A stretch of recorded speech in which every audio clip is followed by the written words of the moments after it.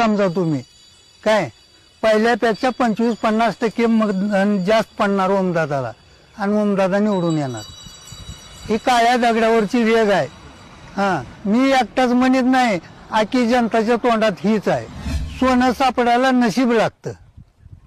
आपल्या चिताला ओमदादा ही सोनच आहे। आपली कामे वेळेला होते ती म्हणजे काय म्हणावं लागेल। एक तर पट्या असा येऊन गेलाय गावाला की ज्या वेळेस तुमच्या गावाला रेल्वे चालू करेन त्यावेळेस माघारी येईन म्हणला होता। रेल्वे बी चालू झाली नाही, त्यानं आला बी नाही। ही काम चालू जे रेल्वेचं आहे ते ओमदादानंच केलंय। समजा आता आम्हाला पुण्याला जायचं, आमची लेकरं पुण्याला आहे ती, इथनं रेल्वे चालल्यावर आपलं त्यांना काहीतरी का होईना राशन पाणी न्यायला सुद्धा अडचण नाही। त्याच्यात महत्वाचं काम आहे ती।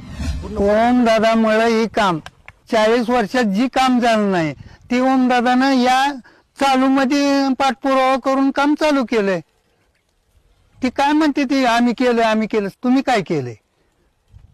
खिसं तर स्वतःच भरले तर ही केलंय तुम्ही। दुधाचं आमचं 20 रुपयानं पाण्याची बाटली का लागली म्हणून आम्ही गेलो, त्यांनी जटून आम्हाला लगेच भाव 1-8-10 दिवसामध्ये चालू केला।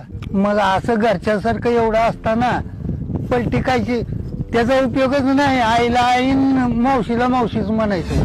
त्यांना निवडून आपण देतो पण पुन्हा भेटायचं म्हणल्यावरती काय म्हणते ते शिपाई साहेबाला त्रास देऊ नका, 5 मिनिटं थांबा, काय साहेबाला सवड नाही।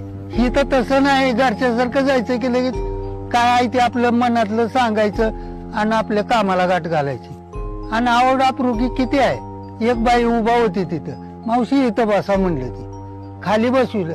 शेताचं मॅटर होतं त्यांचं, लगेच करू म्हणलं, 4 दिवसात लगेच तुमचं काम करू।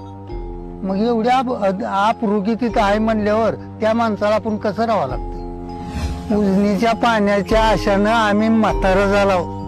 8 निवडणुकी झाल्या त्या तरी उजनीचं पाणी यायच लागलं होतं। जेव्हा या ओमदादानं जेव्हा ही गोष्ट म्हणजे पक्की मनावर घेतली त्यावेळेस ती मार्गी लागली। नाहीतर मार्गी लागत होती की 40 वर्ष लागली नाही आणि आता लगेच लागत होती काय? लागत नव्हती।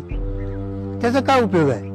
त्याला काय कोण बी मोठेपणा घेत मी केलं, पण झटणार करणारा माणूस ओमदादा आहे। ज्या वेळेस ओमदादानं मनावर घेऊन हे केलंय त्यावेळेस आता पाणी 100% आल्यात जमा आहे।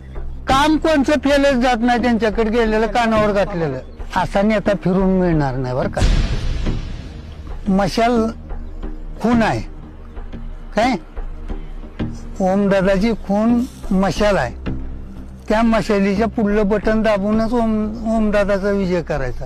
असं जी नेतं ओमदादासारखं मुंड्यासारखं किंवा या इलासराव सारखं असं नेतं असलं तर आपल्याला कसलीच टंचाई भासणार नाही। काम दमदार आणि ओमदादा पुन्हा खासदार।